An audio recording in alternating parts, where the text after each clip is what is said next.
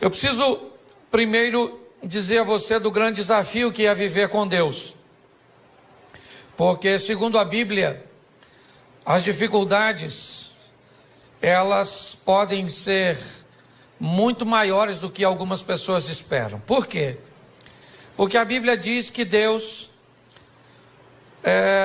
vê as coisas de uma forma diferente de nós. Quando o profeta Samuel vai ungir o novo rei na casa de Jessé, Samuel chega na casa de Jessé e se depara com Eliabe, seu filho primogênito. Então Samuel acredita estar em Eliabe, né, o novo rei para Israel. E Deus diz para Samuel: não atente para a sua aparência, nem para a sua estatura, porque eu tenho rejeitado, porque eu não vejo como o homem vê o que está diante dos olhos, porém o Senhor olha para o coração. Aí a Bíblia também diz que os pensamentos de Deus não são os nossos pensamentos, e os caminhos de Deus não são os nossos caminhos. E aí nós vamos ter um problema sério, porque nós escolhemos nossos relacionamentos por afinidades. E aí a Bíblia diz: eu não penso como você pensa, eu não ando como você anda, e eu não vejo como você vê, e nós vamos ter que andar junto. E como é que esse negócio vai funcionar? Alguém vai ter que mudar para isso dar certo. E esse alguém quem é? Deus. Certo? Deus tem que mudar para se encaixar no meu perfil, senão ele não vai andar comigo, que é um privilégio andar comigo. Certo? Então, se nós tivermos a sensibilidade e entendermos o que Deus quer fazer através de nós, eu acho que essa é a grande essência da caminhada cristã. Adquirir no Espírito Santo e na Palavra de Deus a sensibilidade para que se cumpra em nós o que Deus deseja fazer, segundo o que Ele planejou. Ok? Porque às vezes nós vamos nos relacionar com Deus e queremos que Ele faça o que nós desejamos. E a Bíblia é bem clara: os planos de Deus não podem ser frustrados. Então, se os planos de Deus não podem ser frustrados, se prepare para ver os seus. Porque entre os seus e o dele não vai ser frustrado, e você pode ter o seu frustrado. O que você precisa saber é que Ele sabe, conhece todas as coisas e que é o melhor para nós. Então, quanto mais rápido nós descobrimos o que Deus quer fazer, fica mais fácil. E ao longo de todo o tempo Ele nos dá as diretrizes, certo? Deixa eu ser um pouco mais completo nessa mensagem de agora. Quando nós vamos olhar para Gênesis 1 e 2, Deus vai estabelecer o modelo da vida do homem. Que modelo é esse, pastor? A fé. E disse Deus: haja luz. Deus começa então a chamar à existência as coisas que não existem, como se elas já existissem. Isso é fé. Ok? Então o estilo de vida que nós precisamos trilhar é o estilo da fé. De ver aquilo, certo? De acreditar naquilo que não está ainda diante dos nossos olhos, mas já está no nosso campo de visão. Como você viu o pastor Eibe falando, certo? De uma centena de igrejas espalhadas por São Paulo. Isso não é feito por vista, porque as igrejas ainda não estão estabelecidas. Mas isso é feito por visão. Visão é aquilo que não está diante dos seus olhos, mas já está como seu alvo no campo da fé. Quando nós olhamos um pouquinho mais à frente, ainda no Gênesis, Deus vai dar uma outra diretriz. Qual é? É que a vida do homem vai ser estabelecida em fé, mas ele tem um inimigo. Aparece lá o tal do Lapeta, certo? Eu falo com ele porque é mais seguro mandar ele para lá do que chamar ele para cá, certo? Se eu falo com C, eu falo pro Peta vir. Se eu falo com L, eu falo pro Peta ir. E entre o Peta vir para cá e ir para lá, eu prefiro que ele fique o mais longe possível, tá certo? Mas ali nós vamos ter o opositor, o inimigo, tá certo? E logo na frente nós vamos ter as armas que ele vai usar para nos desviar do caminho da fé. O desejo pelo ambiente proibido, essa é uma estratégia do mal, certo? Lembra do tal do Sansão, o tal do cabeludão, que estava careca de saber que não devia se meter com aquelas coisas, certo? E acabou se enfiando onde não devia, porque o diabo montou uma estratégia, botando coisas doces em lugares proibidos. Porque ele é um estrategista para colocar coisas doces em lugares proibidos. Tá certo? Então, o desejo pelo proibido, ele vai falar de inveja e vai dar toda uma diretriz. Por isso a Bíblia diz que o justo viverá pela fé. Então, não é uma fé pontual, é uma fé constante. Pautado nisso, eu tenho que te mostrar hoje que Deus, ele quer mudar a vida de outras pessoas e já faz isso desde o Velho Testamento. Quem acha que essa proposta da salvação para todo mundo, né, e olha para o Velho Testamento e ainda vê ela parece um pouco travada, mas eu queria lembrar você que uma ex-prostituta chamada Raabe resolveu mudar de vida e sair de cima do muro, tomar uma posição, assumir uma postura e entrou na genealogia do Filho de Deus. Olha só, pensa bem, alguém falasse, o senhor tem na sua árvore genealógica uma ex-prostituta. E Jesus ia falar assim, parente minha mesmo, longe, mas parente, com passado esquisito, mas com futuro brilhante. Ele pega uma moabita chamada Rutinha, uma mulher extraordinária, certo? Ele vai salvar um filho chamado Naamã e tantos outros. Então, pastor, o que Deus quer? Deus está querendo salvar as pessoas. Ele não manda ninguém para o inferno. Quem mandou a gente para o inferno foi o Adão. Deus está trabalhando para tirar. Ah, pastor, não acredito em inferno, morreu, acabou. É um direito que você tem. Só que pode chegar lá, encontrar com ele e falar, ih, caramba, você existe. E o diabo vai falar, prazer. Ah, mas eu não acreditava em você. E o diabo vai dizer, para entrar aqui não precisa de fé. Fé é uma exigência da concorrência. Aqui você entra sem fé mesmo, senta nessa cadeira pegando fogo que já vou te atender, ok? Então, se você quer ir garantido, vai com Jesus que o passaporte vai carimbado. Tá certo? E você vai passar por lá, vai passar, né? Até quem não for para o céu, vamos dizer assim, vai ter que ver Jesus. Todo joelho dobrará, toda língua confessará. Então a turma vai passar por lá. Aí eu imagino Jesus olhando para alguns, né? Aí a pessoa entra. Aí Jesus está lá. Aí igual a hora da conexão aqui, né? Jesus, ó.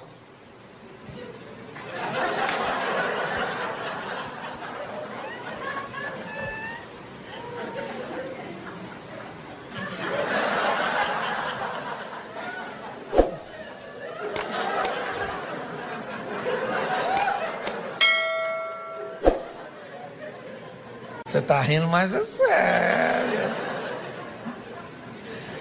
E muito mais do que salvar você, é isso que eu quero mostrar. Jesus quer usar você para salvar outras pessoas. Amém? O evangelho que para em você, ele é pobre. Essa é a grande verdade. E o que Jesus quer fazer? Pegar essa rede de relacionamento sua e usar você para salvar essa turma. É assim que funciona. Ok? Ah, pastor, eu não me acho capaz. Isso não é problema para ele. Ah, pastor, eu sou tímido. Isso não é problema para ele. O que você precisa entender é que esse negócio não tem a ver só com você. Tem a ver com a sua família, tem a ver com seus amigos, tem a ver com seus funcionários, tem a ver com a sua rede de relacionamento, com aquelas pessoas que você influencia. E é isso que eu quero mostrar a você. Esse poder que Deus te deu, te conferiu, para exercer um nível de influência sobre o seu network, aí sua rede de relacionamento. Então preciso que você abra a sua Bíblia no Evangelho de Marcos, no capítulo 4, no verso de número 35, Marcos 4, 35, que nos diz assim. Já achou? Diga amém.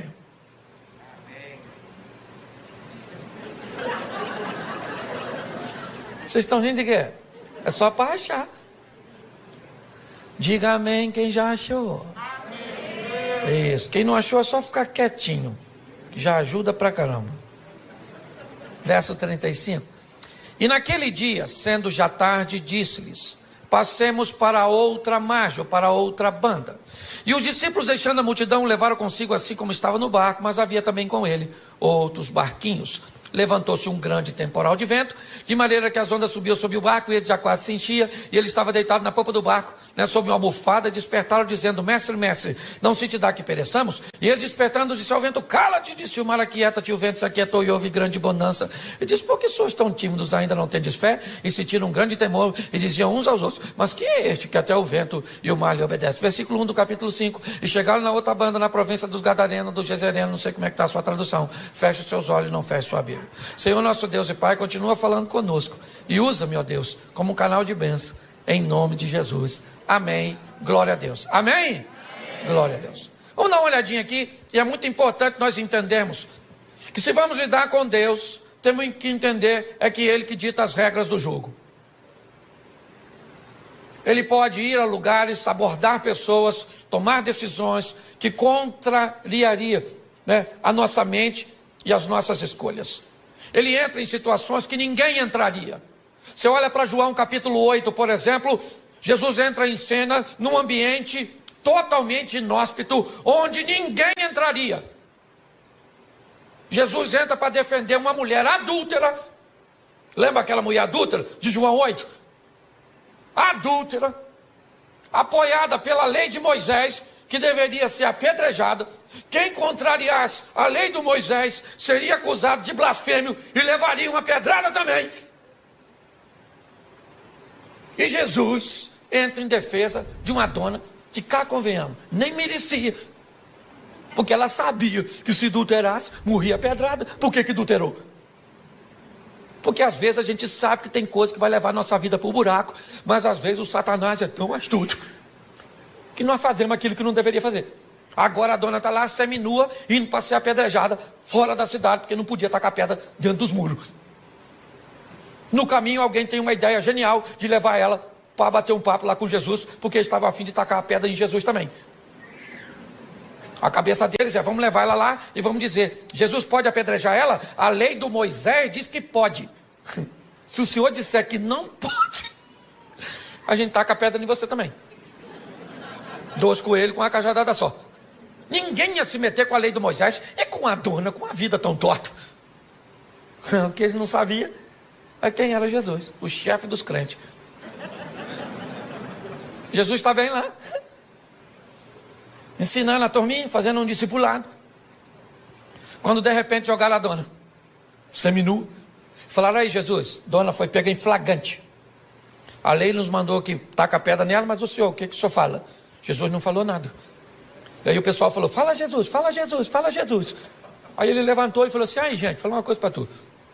Estão a fim de tacar a pedra nela? Então aquele que não tem pecado dá a primeira pedrada, porque a lei do Moisés, que eles estão embasados, diz que só podia tacar pedra, o povo só podia tacar depois que as testemunhas oculares apedrejassem. Então eles que viram tinha que dar a pedrada. Eles tacavam a primeira, não podia ser uma testemunha só, e aí o povo depois vinha e matava. Só que Jesus disse: atire a primeira. Ele não está falando com todo mundo, está falando com quem viu. E aí ele disse: atire a primeira quem não tem pecado. Baixou e voltou a escrever. Aí o furdunço aconteceu, porque todo mundo se conhecia, ficou um olhando para o outro, esqueceram da mulher adúltera e ficaram olhando para as testemunhas oculares. Não vai tacar não, irmão? Taca a pedra, pô. Eu vou tacar depois de tu, porque eu não vi, mas tu viu. Ele falou: eu vi, mas tu escutou o que ele falou? Não pode ter pecado.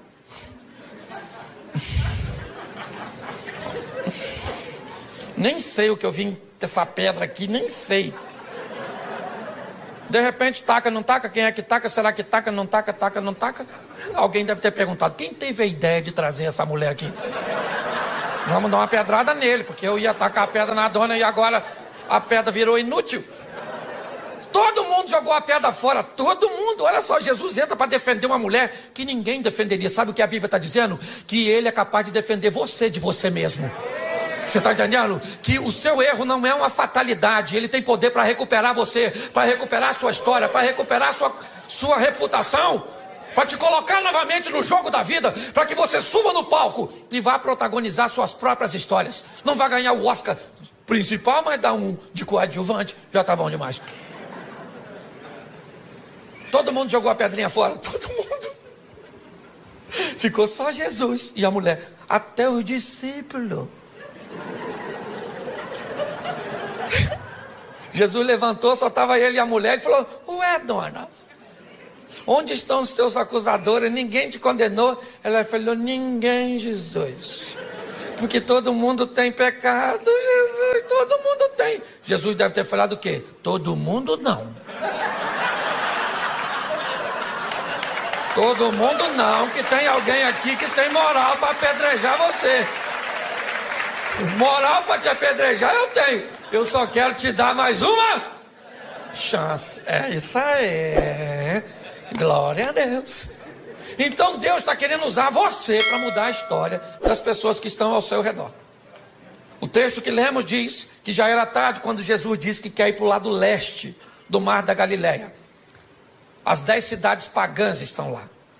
O discípulo não costumava frequentar aquele lugar, porque era crente, e crente tem uma dificuldade para lidar com o pecador.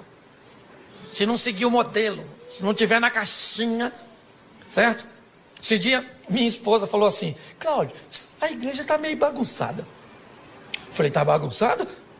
Por quê, querido? Você viu uma menina com cabelo azul, vermelho? Eu falei: ué, filho, seu cabelo é louro? Ela falou: claro que não. Eu falei: então, você não pintou de louro, amarelo?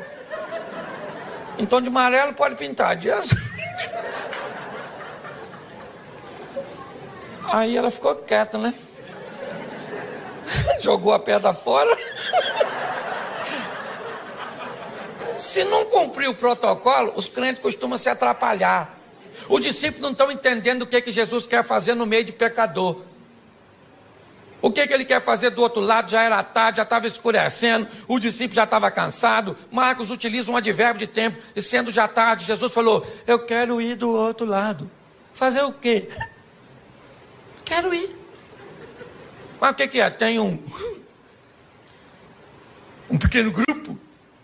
Tem nada, eu estou a fim de dar um pulinho lá do outro lado. Vamos embora. Botou a turma dentro do barco e foi. Ele e os discípulos, que não estavam entendendo nada, porque às vezes é assim.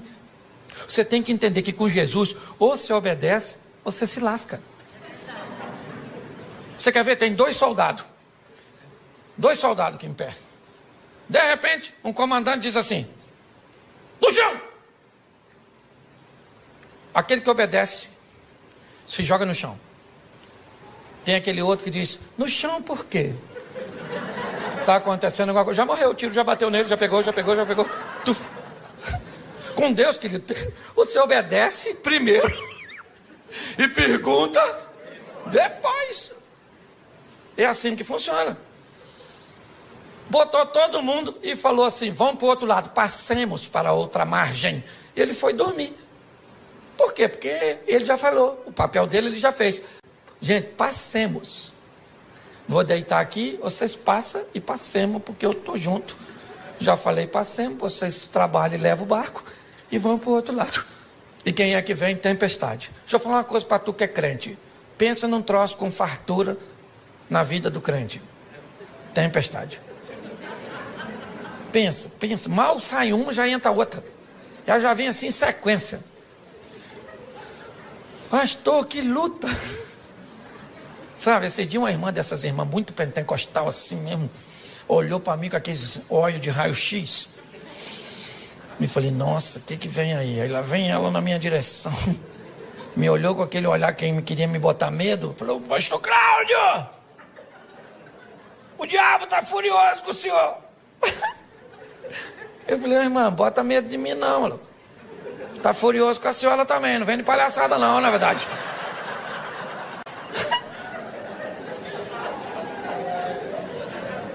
Então deixa eu falar, todo mundo enfrenta dificuldade, sim ou não? Sim ou não?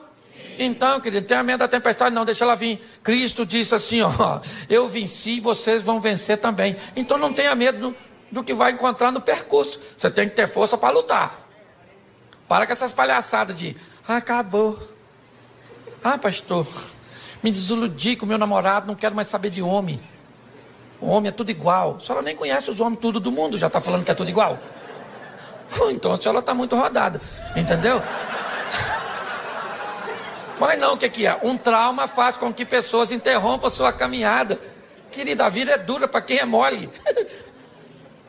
Certo? Os discípulos estão lá enfrentando problema, o que é que nós vamos fazer do outro lado? E Jesus está lá dormindo. Quando de repente, alguém vai lá nele e diz: Jesus, acorda aí. Falei lá com ele para o senhor: nós vamos morrer afogados. O negócio de ir para o outro lado não vai rolar. Jesus levantou, ficou em pé, falou para o vento: cala a boca agora, vento. Cala a boca aí. Ô mar, eu não quero nem marola, é piscina. Agora. Aí ficaram olhando um para cada do outro. Falou: quem é esse que até o vento e o mar lhe obedecem? Os discípulos estão querendo saber o que é que eles vão fazer do outro lado. E o que que Jesus quer? Alcançar uma influência. Jesus quer alguém para fazer propaganda dele. Porque propaganda é a alma do negócio, gente. Você lembra quando o reino de Ezequias está cercado pelo rei Senaqueribe, filho de Tiglade? E agora não tem rota de fuga, aquela situação toda. E aí o Ezequias chama o profeta Isaías e diz: Isaías, vamos falar com Deus aqui, meu filho, que a chapa está quente. O negócio está doido. Certo? Está igual ao Rio de Janeiro. O negócio está difícil. Vamos orar. E aí eles falam com Deus: Senhor, olha aí o Senaqueribe ameaçando o Senhor, ameaçando eu. Deus envia um anjo. Quantos anjos? Quantos anjos? Um só. Deus falou: um anjo, dá um pulinho lá e resolve a parada, mata só valente, não mata covarde não. Aí o anjo fazia assim, ó. Quem enfrentava morria, quem corria salvava. Por quê que o anjo não matou covarde? Porque se mata todo mundo, quem é que conta para os outros? Os anjos, os covardes saíam correndo nas nações vizinhas, chegava lá assim, ó.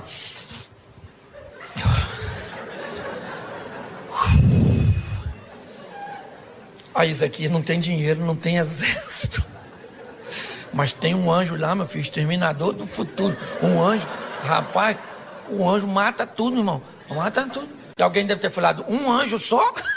Ele disse: irmão, se tem dois eu não saio vivo. É ou não é verdade? E aí todas as nações vinham a Ezequias e diziam assim: Ezequias, falei para Senaqueribe não mexer contigo. Falei: Ezequias não é a casa, Ezequias é um homem direito. Certo? Olha só. Deixa eu falar uma coisa para você. As adversidades, elas vão vir? Sim ou não? Sim ou não? Mas nós vamos vencê-la. Se prepare, querido. Não reclama não. Os problemas vão vir sim. E é em meio aos problemas que nós vamos ver a manifestação da glória do Senhor. Os discípulos estão amedrontados ali, quando de repente Jesus repreendeu tudo e eles chegaram do outro. Aí acabou, desceu do barco. Eu imagino a felicidade. Nossa, graças a Deus.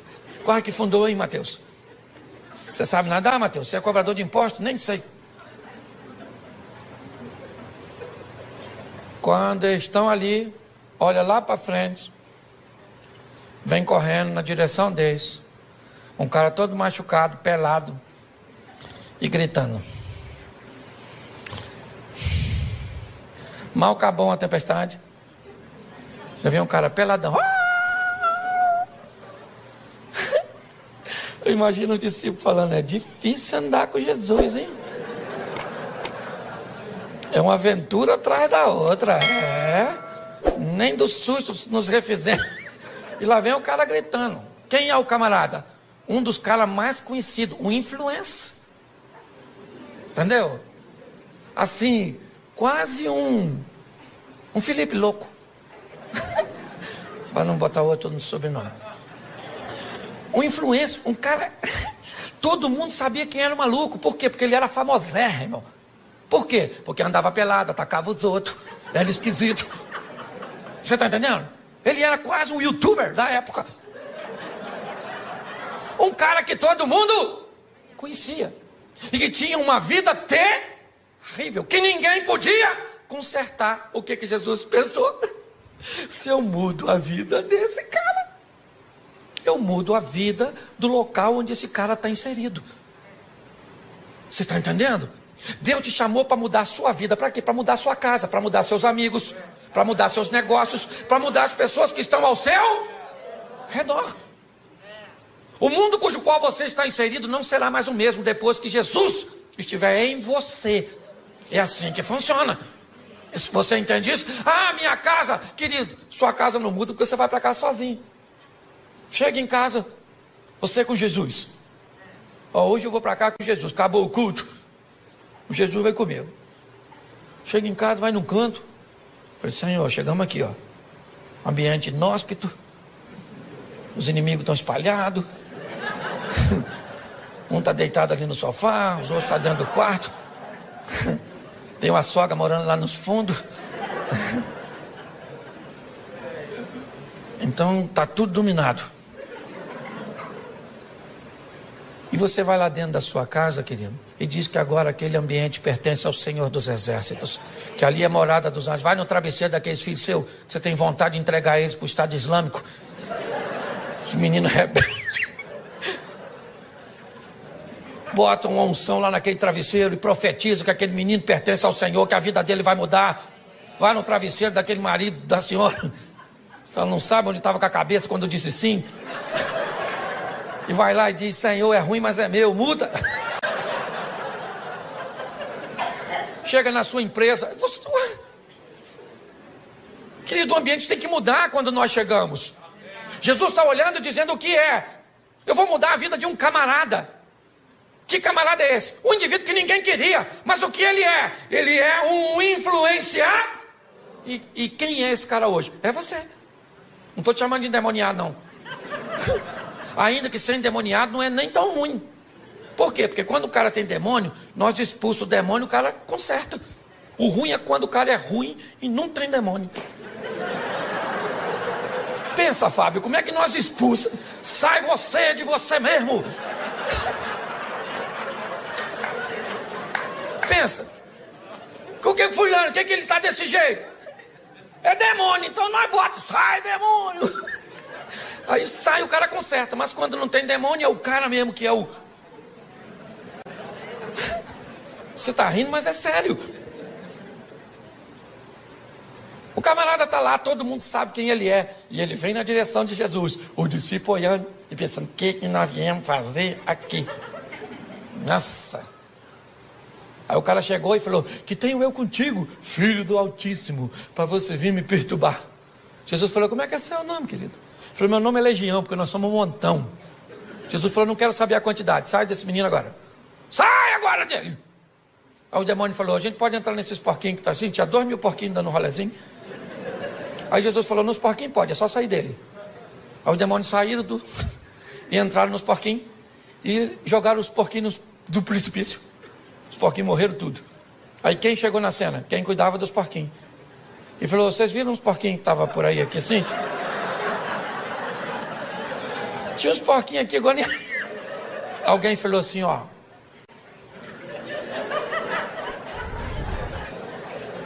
O matador de porquinho é aquele lá, ó. Só que agora, preste atenção, o cara que tinha demônio estava vestido, estava limpo, estava são e estava conversando. Esquece os porcos. Tem um homem ali que ninguém podia fazer nada por ele e que agora esse homem está transformado. E aí o pessoal vai para a cidade e diz, sabe o maluco? Não é mais maluco. Sabe o pelado? Não é mais pelado. Pare e pense. Olhe bem.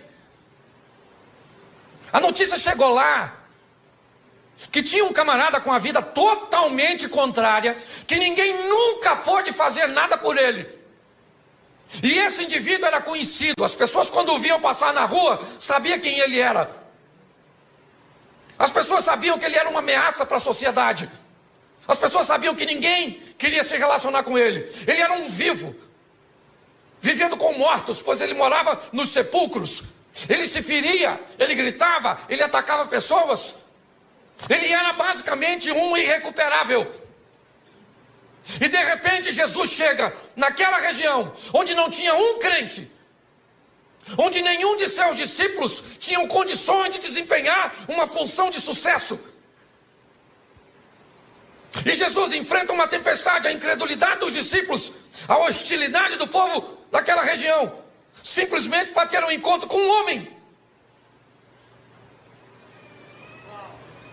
que nós não sabemos nem o nome dele, porque às vezes o estilo de vida acaba se complicando tanto, que o que nós recebemos sobre nós é um título pejorativo, é o caloteiro, o mentiroso, o fofoqueiro, o promíscuo.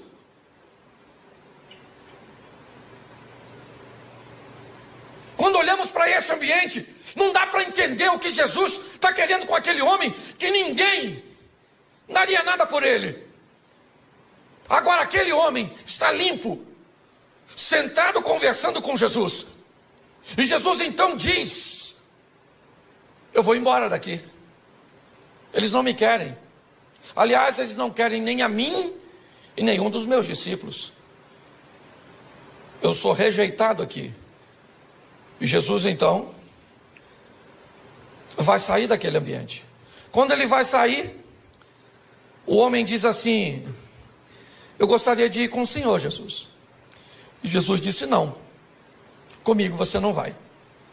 Você vai ficar aqui. E você vai mostrar para toda essa nação 10 cidades pagãs, Decápolis. Você vai mostrar para este povo quão grandes coisas fez o Senhor por você e como Ele teve misericórdia de você. Eu estou indo embora, mas eu vou deixar você aqui. Quem é você? O ex-endemoniado? O ex-louco? Quem é? Como é que vão acreditar nesse camarada? Não é de hoje que nós sabemos que as pessoas não gostam de gente que consegue mudar. Não é de hoje que nós sabemos que pessoas têm muitos problemas com quem resolve viver uma vida direita. Por isso que muitas vezes você diz assim: pastor, eu não faço nada, pastor. Eu lá no trabalho, eu trabalho direitinho, eu chego no horário, eu faço tudo certinho, eu desempenho a minha função e eu estou sendo tão perseguido. O que está acontecendo comigo? O que está acontecendo com você? Todas as vezes que você faz o certo, você passa uma mensagem para quem está fazendo errado. Que é possível fazer certo, que é possível ser honesto, que é possível ser direito. Ser certo, inevitavelmente, vai incomodar as pessoas. Quando nós olhamos agora, Jesus disse para esse homem: você não vai comigo, você vai para a sua casa. Você vai para os seus. E você vai mostrar para eles, não é falar. Porque em casa nós não pregamos com Bíblia. Em casa nós pregamos com vida. As pessoas que estão ao nosso redor não querem saber o quanto nós conhecemos de Bíblia. Eles querem saber o quanto a Bíblia transformou a nossa vida. É assim que funciona. Esses dias eu estava aqui em São Paulo e eu ia ministrar uma palestra e um dos coaches mais renomados do Brasil foi me buscar.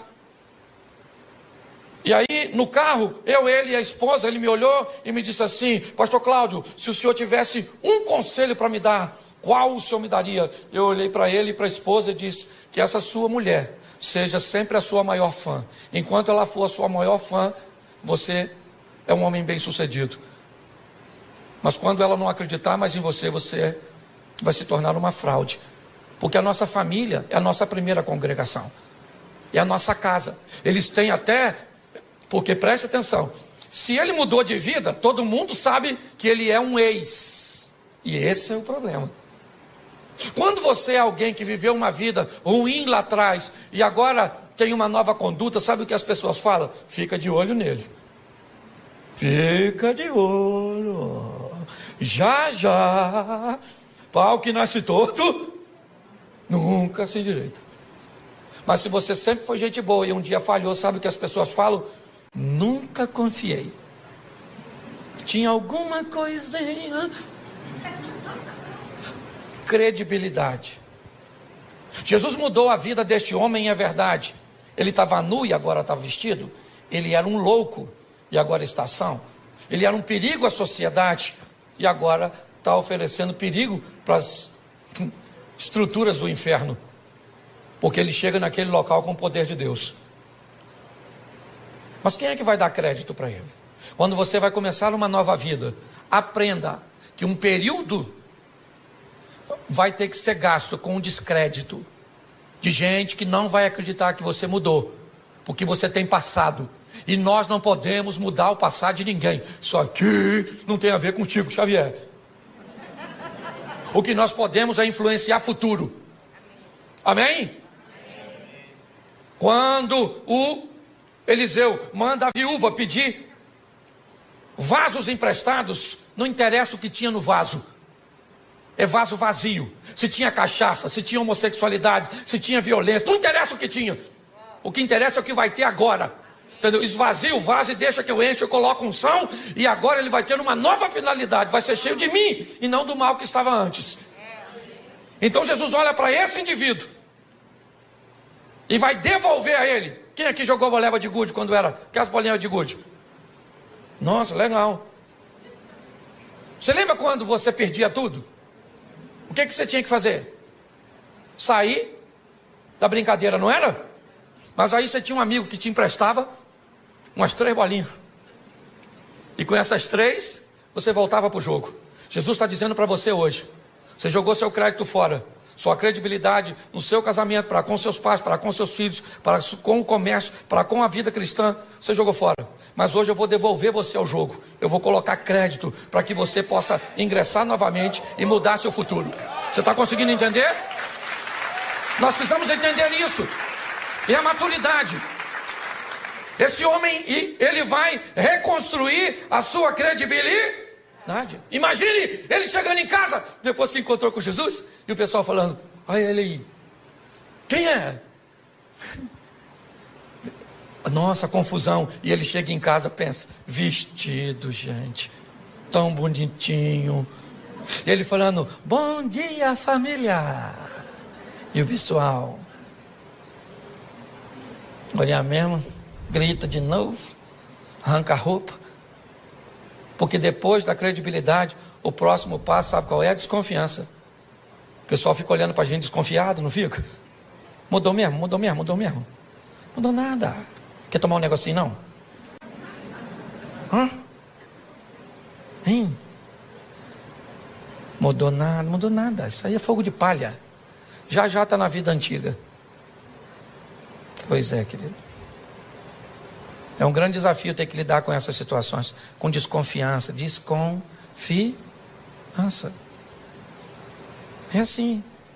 Isso faz parte da nossa reintrodução nesse jogo. Deixar esse velho homem para trás e tudo aquilo que todo mundo tem passado. Todo mundo tem passado. Todo mundo tem passado. E louvada seja Deus por isso. Ninguém aqui tem direito de falar do outro. Tem? Fala. Ninguém aqui tem não, querido. É um grande desafio. Eu lembro, no começo, até fui falar com uma irmãzinha que foi falar comigo ali, como é que as pessoas desconfiavam no começo do meu ministério, por eu pregar desse jeito assim, extrovertido, fazendo os outros rir. Deu uma confusão no meio evangélico. Ah, esse pastor é um palhaço. Quem já escutou isso, levanta a mão, por gentileza. Aí, tá vendo como é que me fere até hoje? Você é um animador de auditório, um palhaço, não tem conteúdo. Escutei tudo isso. Sabe o que eles falavam? Já está envolvido no escândalo. Porque isso é um irreverente. Só porque eu sou bem-humorado. Isso sou mesmo, que dane-se. Tem gente que diz que veio para esse mundo para sofrer. Sofrer é verbo. Falei isso aqui já. E verbo só faz sentido se for conjugado. Então para com esse negócio de sofrer.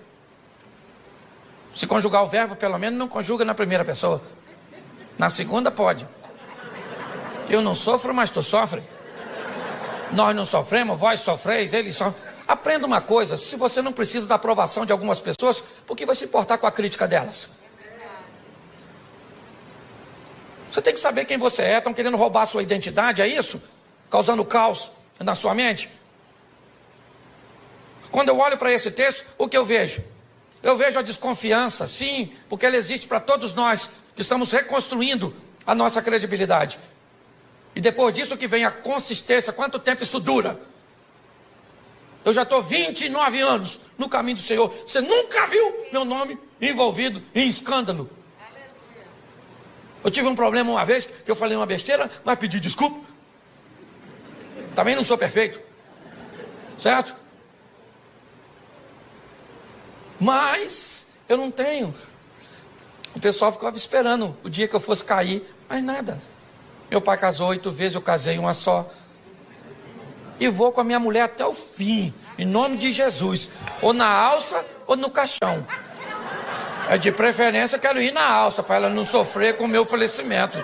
Não, na verdade, eu gosto tanto dela que eu não quero assim vê-la chorar no meu sepultamento. Eu estou mais preparado para chorar no dela, entendeu? Se mostrar isso para ela depois, acabou o casamento. Não. Mas deixa eu te falar, o tempo foi passando, e aí sabe o que acontece?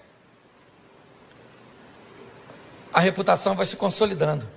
E aqueles que te perseguiam começam a te defender. Agora é um homem de Deus. Agora é uma mulher de Deus.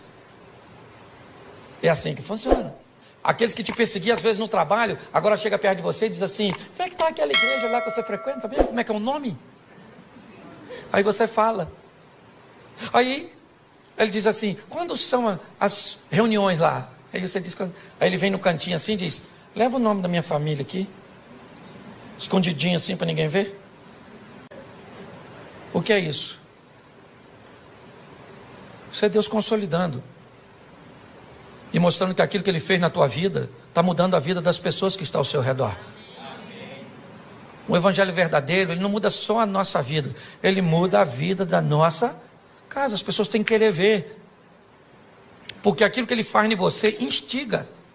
E quanto maior a intimidade, mais coisa ele pode fazer. Gente, se tem uma passagem bíblica que me confunde, eu falo para você, é o tal do Lázaro.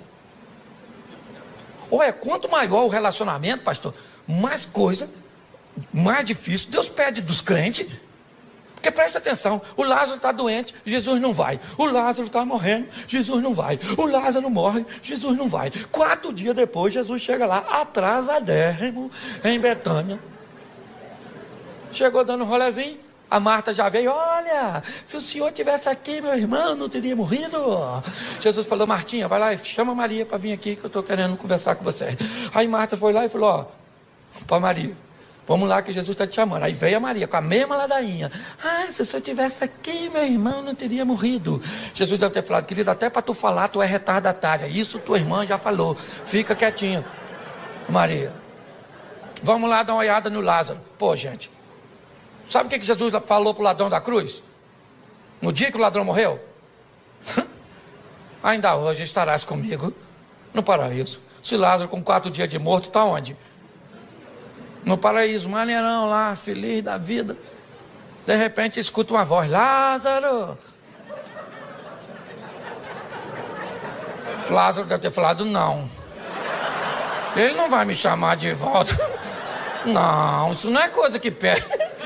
Lázaro! Sabe que Lázaro deve ter falado pro anjo? 4 dias, vim passar só o carnaval aqui, na verdade. Só um feriado aqui, já estou voltando. Quanto maior for sua intimidade com Deus, mais coisas estão. Você quer viver o incrível com Deus? Quem quer viver o incrível, sensacional, o extraordinário? Então, querido, é intimidade. É assim que tem que ser.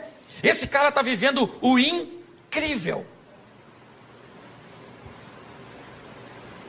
2 anos e meio depois, nós vamos sair de Marcos 5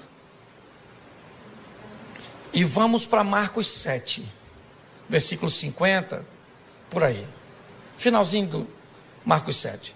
Jesus, 2 anos e meio depois dessa primeira visita, ele volta a Decápolis, pelas terras de Tiro e de Sidom, e em Decápolis ele vai fazer a segunda multiplicação dos pães.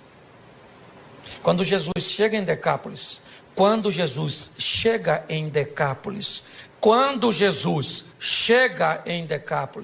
tem 4.000 homens, sem falar mulheres e crianças, para ouvi-lo. Pergunto eu para você, quem Jesus deixou em Decápolis para falar sobre ele e para mostrar sobre ele?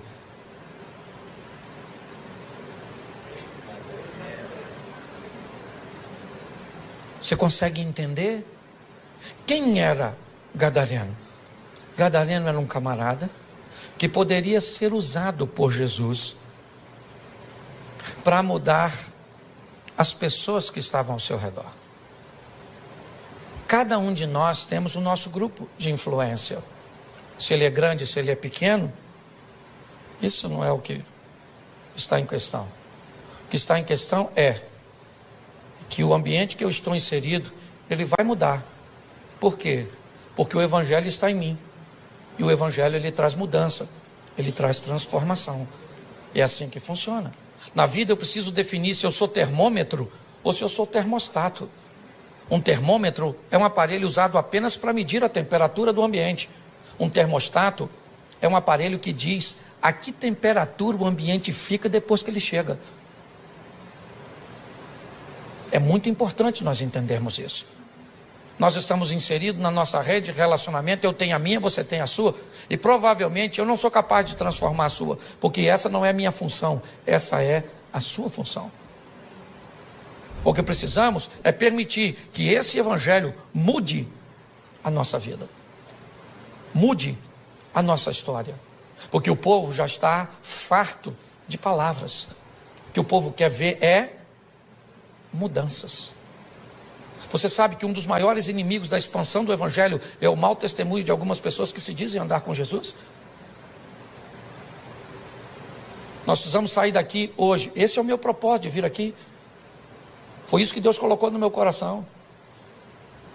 De fazer com que você saia realmente para casa com uma visão missionária. De transformar vidas. E como já foi dito aqui, não simplesmente de fazer um novo convertido, mas de fazer um discípulo, de ensinar as pessoas o que é relacionamento com Jesus, porque um convertido, ele normalmente já fica satisfeito com o que alcançou, sua salvação. Um discípulo não, ele vai atrás de outras pessoas, ele vai, não interessa, e presta atenção, quanto pior for a pessoa, vai atrás dela, porque a mudança dela vai causar um grande impacto. Agora Jesus volta, e eu fico imaginando, quem vem aí? Jesus? Não. Quem é que está chegando em Gadara? Por que nós devemos vê-lo? O que ele tem? Cara, o homem que está vindo aí, ele é o camarada que fez aquele indivíduo mudar de vida. Aquele cara que era famoso porque andava nu, atacando as pessoas, desequilibrado, ele mudou. Mas como ele mudou? Ele mudou porque Cristo mudou a vida dele. As pessoas estavam interessadas em ver Jesus e também olhar o indivíduo que outrora vivia nu. Se você lembrar da passagem de Lázaro, voltamos a ela. As pessoas vinham de longe para ver Jesus, mas para ver também Lázaro.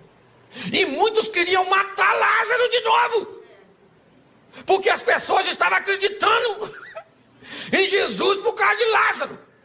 E Lázaro não estava nem aí. Só deve ter falado com Jesus. Se matar agora, por favor, me deixa quieto. Você consegue entender isso? Então hoje sabe o que acontece? Primeiro, nós estamos sofrendo porque as pessoas não nos aceitam, porque isso, porque aquilo. Eu não estou nem aí, estou nem aí. Vai para a internet ver o que as pessoas falam de mim. Esse dia disseram que eu sou o anticristo. O senhor prega desse jeito, o senhor deve ser o anticristo. E eu escrevi lá mesmo, se eu for o anticristo, você deve ser a besta.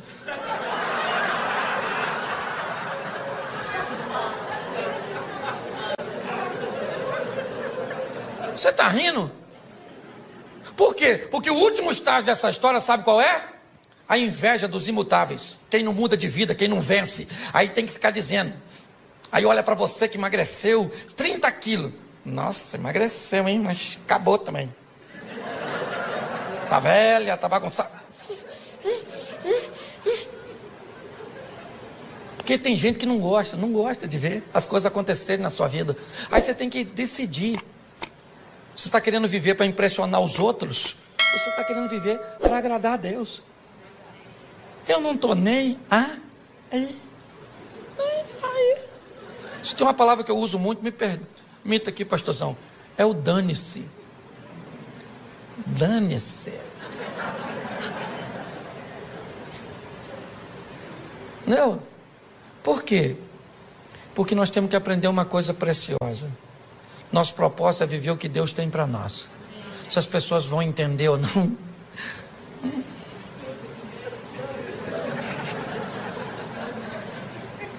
Certo?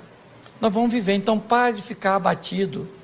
Descubra o que Deus quer fazer através de você na sua rede de relacionamento. É assim que funciona. E você vai ver que a sua vida vai ficar mais fácil. Quem imaginava que aquele indivíduo seria um evangelista tão poderoso? Ninguém. Se você estivesse lá, você o escolheria? Provavelmente não. Mas ele escolheu.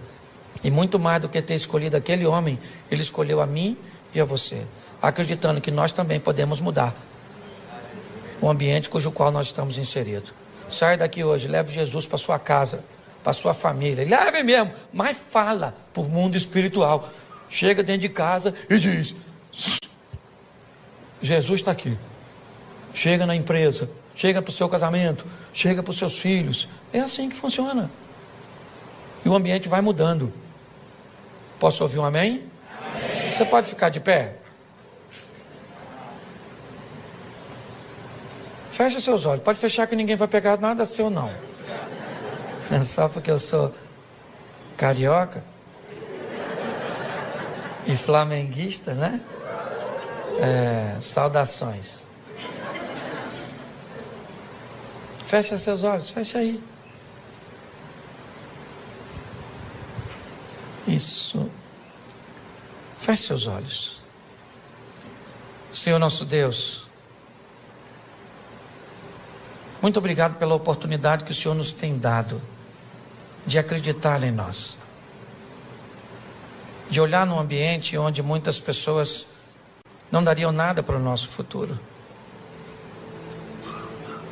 As sentenças a respeito de nossa família, de nossa caminhada de fé, de nossos filhos, do nosso casamento, às vezes da nossa saúde, não é das melhores. Mas nós vivemos pela fé, servimos um Deus que é todo poderoso. Acreditamos que o Senhor nos escolheu porque nos ama. Não somos merecedores, mas te agradecemos por demais tal escolha. Seja conosco, Senhor, nessa caminhada de fé, nos blindando, nos dando condições de entender quem somos no Senhor e o que somos capazes de realizar e também de suportar. Que todas as oposições que se levantam contra nós caiam por terra. Que a nossa casa seja morada dos teus anjos. Que sejamos casados para sempre. Que aquilo que nos une sempre será mais forte do que todas as forças empregadas para nos separar. Nossos filhos são flechas na mão de um valente que vão chegar em lugares que nós não chegamos. Eles são heranças do Senhor. Desta terra comeremos o melhor, porque o Senhor é o nosso refúgio e a nossa fortaleza. Vamos amar pessoas, vamos cuidar de pessoas. Ó Pai, não descartamos ninguém. O máximo que fazemos é reposicionamos pessoas. Ajuda-nos, ó Pai, nessa caminhada. Que o teu Espírito continue conosco. Que a tua palavra seja a nossa bússola. Que os teus anjos sejam auxiliares. Fica conosco, Senhor. Porque nossa função é mudar a vida das pessoas com aquilo que mudou a nossa. Que mais do que te amar, que possamos amar tudo aquilo que o Senhor ama, e que assim seja na nossa vida, em o nome de Jesus. Você pode aplaudir o Senhor? Glória a Deus. Olá, pastorzão. Uau, muito obrigado, pastor Cláudio. Foi muito bom. Que bênção. Para mim é um prazer muito grande poder estar aqui, conhecer esse espaço, essa família, e eu sou muito grato por todas as oportunidades que Deus tem me concedido. Estou acompanhado de um casal de amigos e irmãos, aliás, os líderes do Ministério né, de empreendedores da minha igreja. Queria que o Diogo e a Aline ficassem de pé, por favor. Queria que você aplaudisse esse casal. Eles lideram, certo?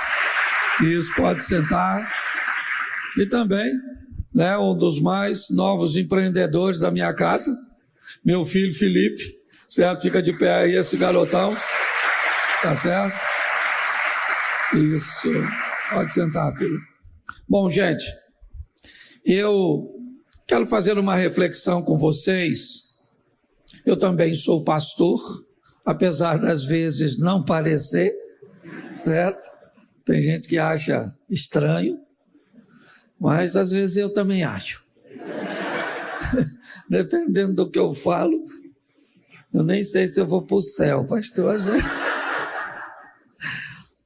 Mas olhar para um negócio, aliás, olhar para a vida por inteiro e entender que Deus quer estar em cada fase dessa vida.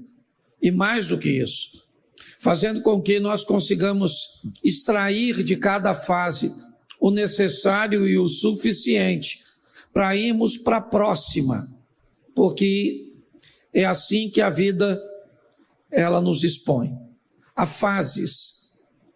Queimar uma fase, sair dela, não tirar proveito dela o suficiente naquele momento, pode nos expor a grandes dificuldades nessa próxima fase da vida, ou que ela nos reserva. Independente de ser no ambiente do empreendedorismo, com seus negócios, no ambiente corporativo, ou seja, no seu ambiente familiar, ou no seu relacionamento, né, de amizades, ou no ambiente religioso. Tudo que nós estamos vivendo tem uma proposta de nos oferecer uma grande lição. Todas as vezes que fugimos desse ambiente, sem extrairmos dele o necessário, nós poderemos ter problemas na próxima fase. Essa é a grande verdade. Então, todas as vezes que a vida coloca próximo a você alguém difícil, se você não tiver maturidade, você vai buscar se afastar desse ambiente de dificuldade, se afastar desse ambiente desconfortável, tá certo?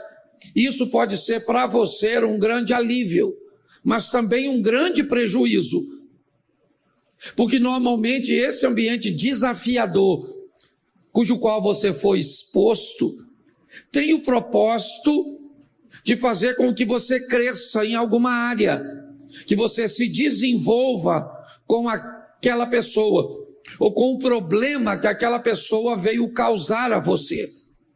Normalmente, se você vai para uma empresa, e naquela empresa você sofre uma perseguição, você sofre um desconforto, é comum que você fuja disso e resolva então sair daquela empresa, porque ficar nela obrigatoriamente vai fazer com que você aprenda e se desenvolva o suficiente para lidar com aquele problema.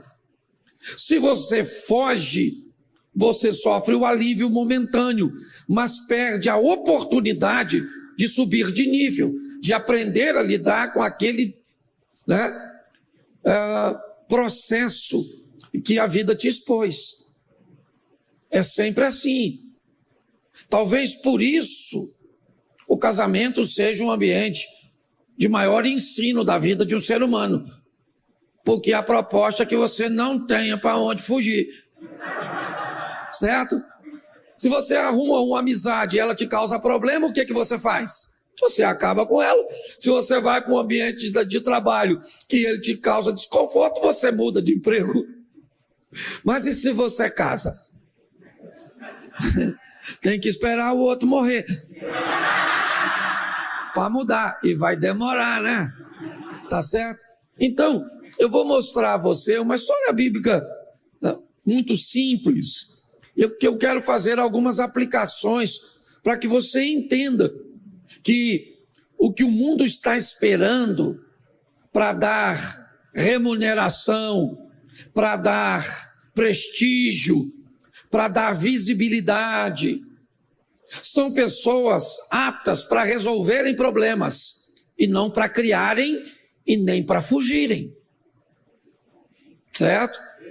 Você não vai ser bem-sucedido se você identificar problema. Identificar problema, você só precisa ser alguém capaz de perceber o ambiente. Ah, eu sei tudo que tem de errado na empresa. Beleza. Você sabe resolver? Não. Então some. Você está entendendo? Porque enxergar o erro em qualquer ambiente é fácil. Certo? Não tem glória para quem vê o problema, tem glória para quem resolve o problema. E nessa vida eu descobri que tem basicamente 2 tipos de pessoa: o que cria e o que resolve. Você quem é? Entendeu? Não precisa responder não. Porque como você vai falar de si mesmo, dificilmente você vai falar eu crio. Então nós vamos olhar a história de um rapaz, uma história bíblica, e eu vou fazer algumas colocações para você. Tá certo? Eu preciso te explicar isso, eu tenho falado isso repetidamente, quer no Sempre, quer nas palestras que eu ministro. A Bíblia diz que em Cristo somos mais do que vencedores, certo? Então todos nós temos a proposta de sermos vencedores. A grande essência da vida é tentar descobrir o mais rápido possível o nosso tamanho, pelo menos atual. O ambiente cujo qual nós estamos inseridos, porque quem nasce grande é monstro. Entendeu? É muito importante você entender que o crescimento, a ascensão é algo importantíssimo. Então, qual é a minha preocupação? É que você entenda, e você viu aqui na escola de negócios, certo? Que ele dividiu, setorizou isso. Então você tem a rede 1, você tem a rede 3, lá nós já temos a rede 3, certo? Mas é importante que se você é da rede 1, não vá para 2. Ok? É importante isso, porque você precisa descobrir seu tamanho. Tá certo? Ah, pastor, mas eu acho que se eu entrar logo na rede 2, não vai me dar um status, que eu já chego com cara de quem é. Pois é, essa preocupação, deixa para tu mostrar na internet, mostrar para os outros o que tu não é. Tá certo? Porque é isso que as pessoas fazem, tiram uma foto do carro que não é dele. Você vai na América, por exemplo, eu tenho um amigo que a esposa dele é corretora de imóveis na América. Ela aluga mansões por horas. Tipo, 6 horas, certo?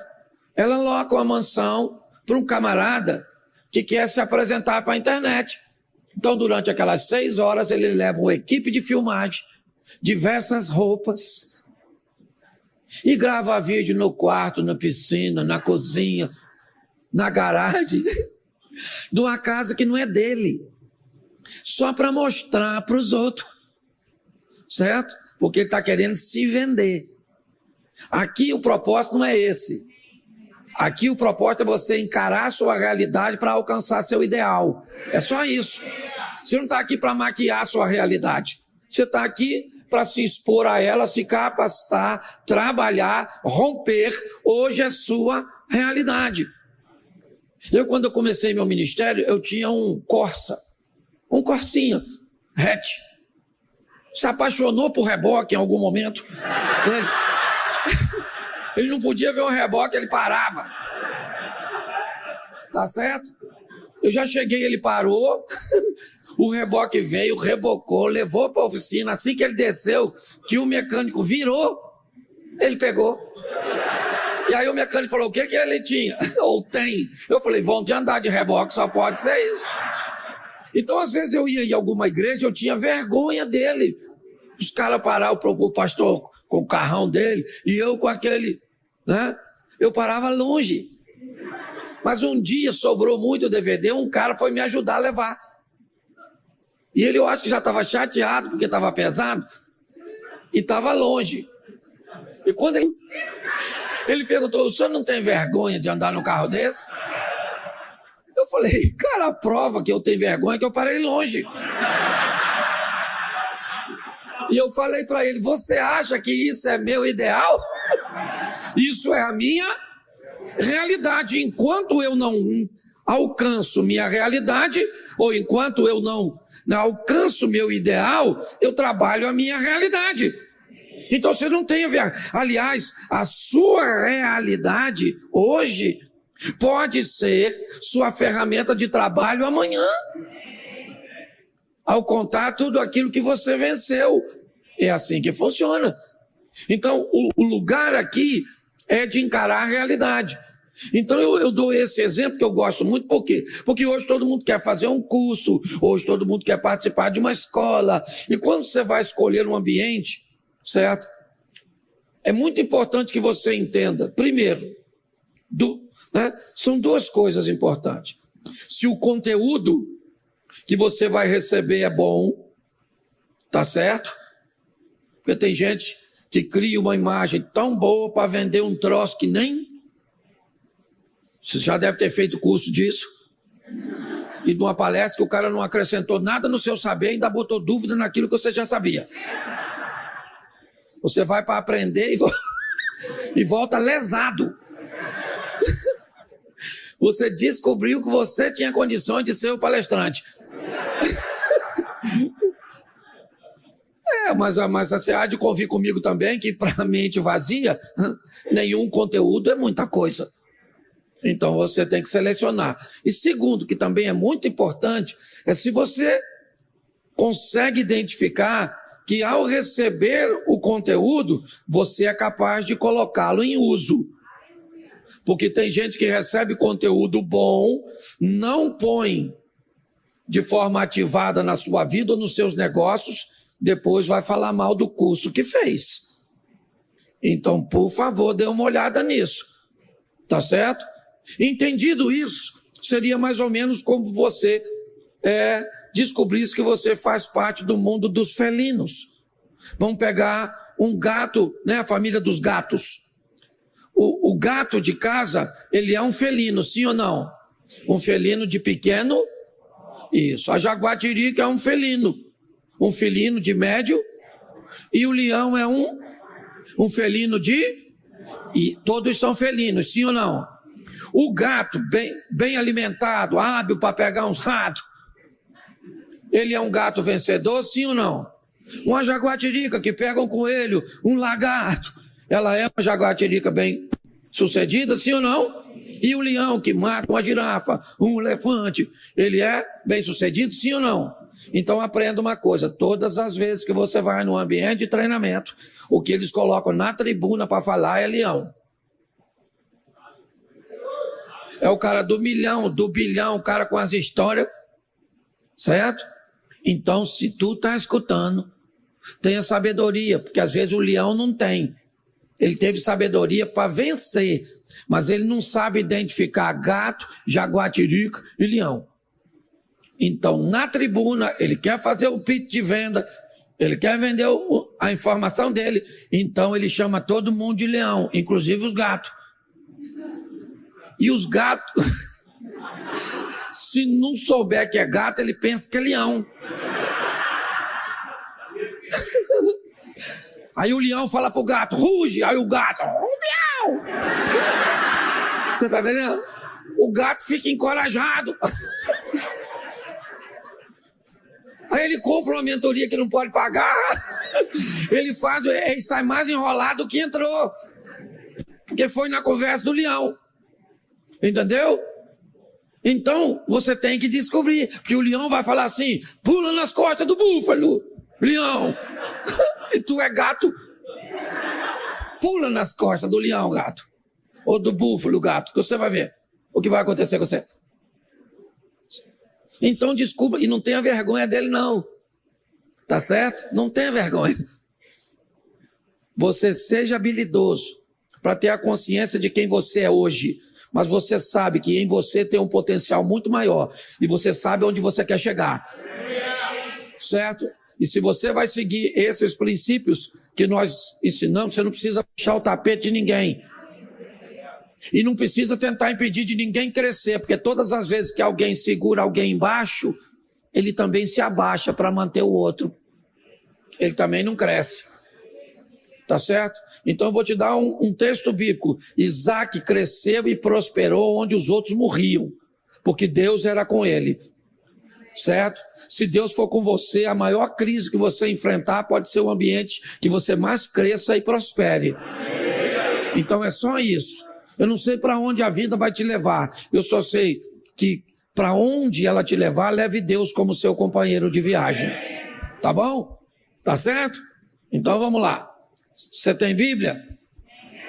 Isso. Se não tiver, é só escutar que já ajuda bastante. Preste atenção. Gênesis capítulo 37, verso 2. Diz assim: estas são as gerações de Jacó.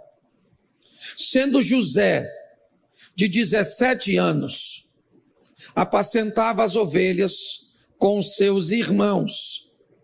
Sendo ainda jovem, andava com os filhos de Bila e com os filhos de Zilpa, mulheres de seu pai. José trazia más notícias deles a seu pai. Olha para mim aqui. 17 anos de idade tem este rapaz. Ele é o funcionário de seu pai. Ele trabalha prestando serviço, cuidando das ovelhas. Ele faz parte de uma equipe cuja qual ele é o funcionário mais novo.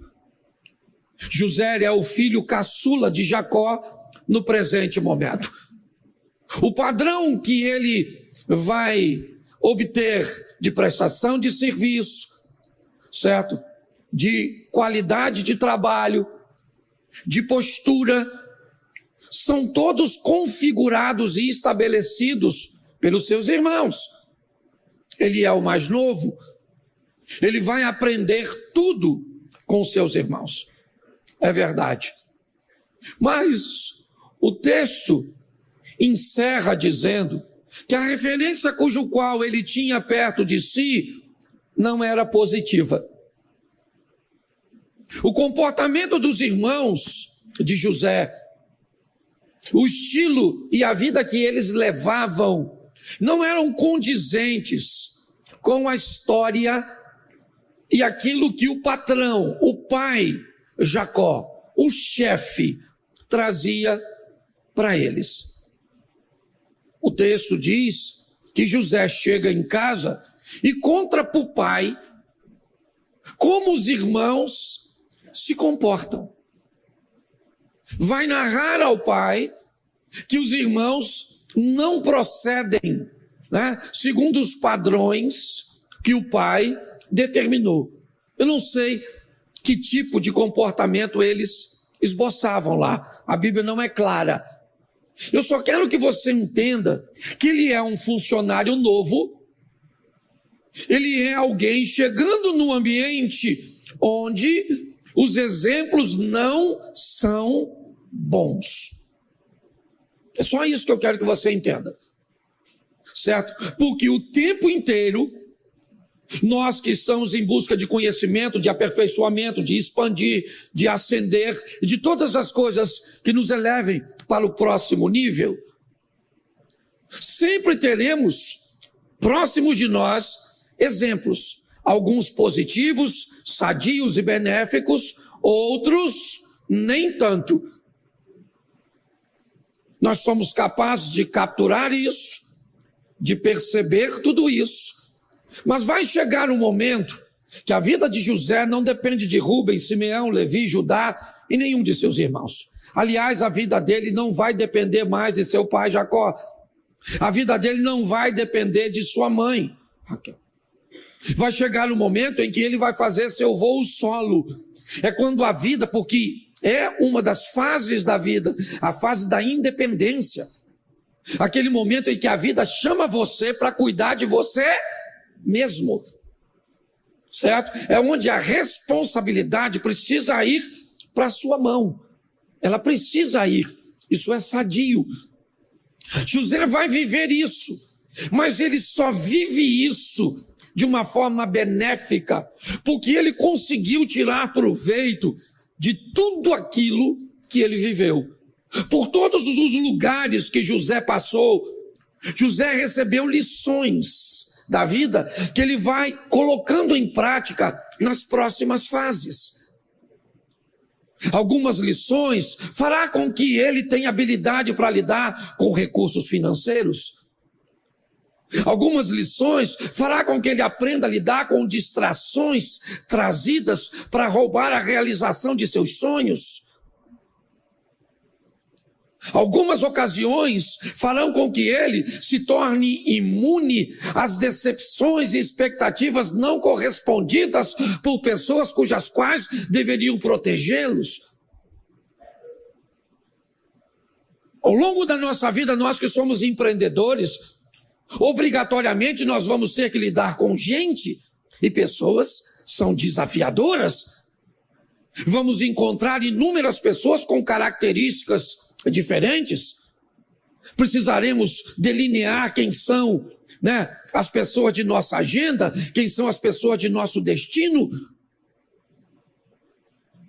Vamos precisar mapear tudo isso para entendermos bem essa caminhada que nós temos. José começa, ele é o mais novo, chega num ambiente bem corrompido, é verdade, mostra que sabe da corrupção, ele tem 10 irmãos, ele é o 11º, certo? Ele tem uma irmãzinha ainda, Diná, e futuramente vai ter um irmão que nasce, certo? E no parto a mãe morre. No nascimento de Benjamim, Raquel acaba indo a óbito. Mas até o presente momento, ele faz parte de uma equipe de 12, né? Ele trabalha com mais 10 irmãos, a irmã está em casa, e o exemplo ele é bem negativo. José não foge dele, não há nenhuma recomendação bíblica de que José pede para não andar com seus irmãos, não quero mais apacentar as ovelhas, eu não quero mais estar com eles. Não. Eles têm o comportamento negativo e eu estou aqui vivendo ao lado deles apenas para descobrir aquilo que não se deve fazer. Andar perto de gente que faz coisa errada, de que se comporta indevidamente, também é importante. Nem todo mundo entra na sua vida para te dar exemplo positivo.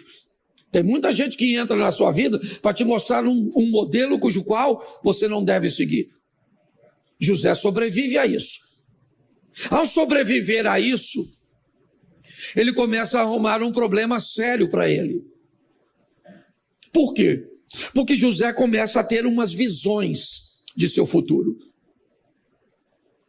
Ele começa a enxergar seu futuro por sonhos. Bom,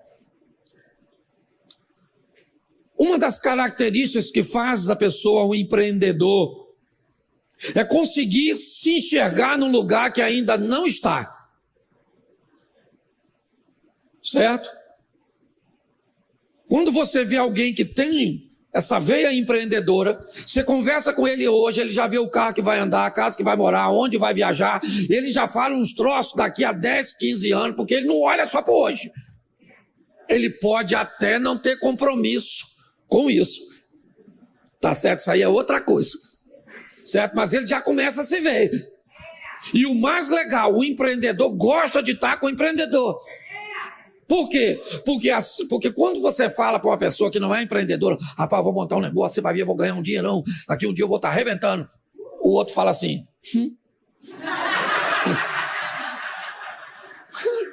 o mais que você vai montar é um quebra-cabeça, rapaz. Acorda, faz um concurso público, arruma um emprego que te dê seguro. Empreendedor quer saber de segurança, rapaz? Ele quer andar na corda bamba. Não é? Ele quer o desafio, rapaz. E se eu quebrar, dane-se. Se eu quebrar, eu conserto essa droga e vou embora. Quem aqui já quebrou pelo menos mais de 2 vezes? Levanta a mão. Aí, Deus te abençoe, meu filho. Vamos embora.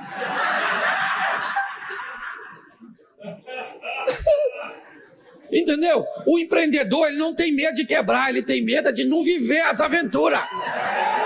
Entendeu? Ele vai para dentro, ele não tem nada. Mas ele enxerga um negócio. É por isso que você tem que... Entende? Mas quando o empreendedor conta a história do seu empreendimento para outro empreendedor, olha como é que o outro empreendedor fica na frente dele, ó. O que ele está fazendo? Ele está esperando você terminar de contar para ele contar o dele. Entendeu? Então você tem que estar no meio, porque é um povo doido. Porque ele já consegue se enxergar há 5 anos. O José, ele já se via melhor que os irmãos. Mas ele cometeu um erro. Contar para os irmãos. Ô, gente, eu vou falar uma coisa para você. Conte seus sonhos para os estranhos. Mas não conte para os irmãos.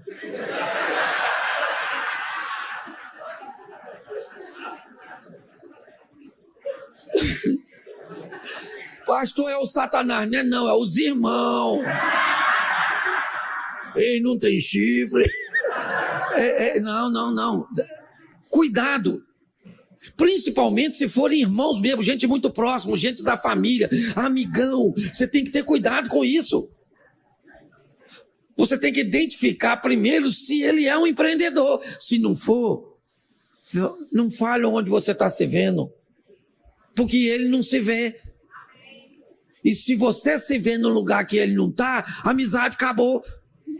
Mas ele não quer ir, mas eu vou. Ele não está afim que tu vá. Então ele não vai. E ainda fica torcendo.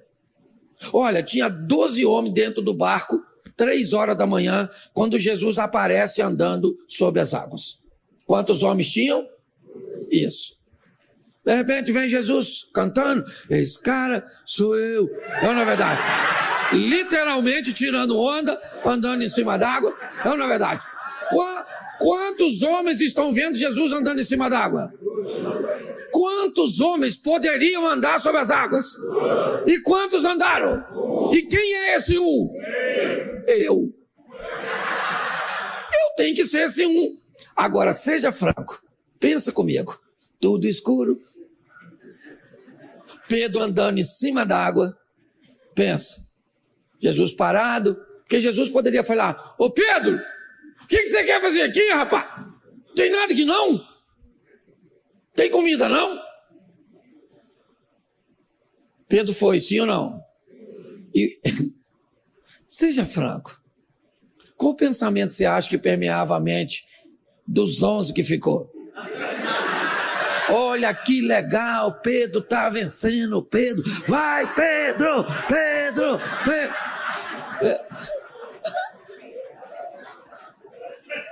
O que você acha que os caras dentro do barco estavam falando? Vai afundar, quer ver que vai afundar? Já ele afunda. O grande desafio... Por que você acha que pessoas querem sair do lugar de onde estão para se tornarem vencedores? Porque é difícil conviver num ambiente onde você vence e aqueles que cresceram com você não. Mas aí a minha pergunta é, você está preocupado, certo? Com o que eles vão pensar a seu respeito ou com o que Deus tem para você? A decisão é sua. Então observe bem, ele conta, certo? E quando ele conta, o que acontece? Ele arruma seus inimigos. Os caras não gostam do José. José trabalha direitinho, sim ou não?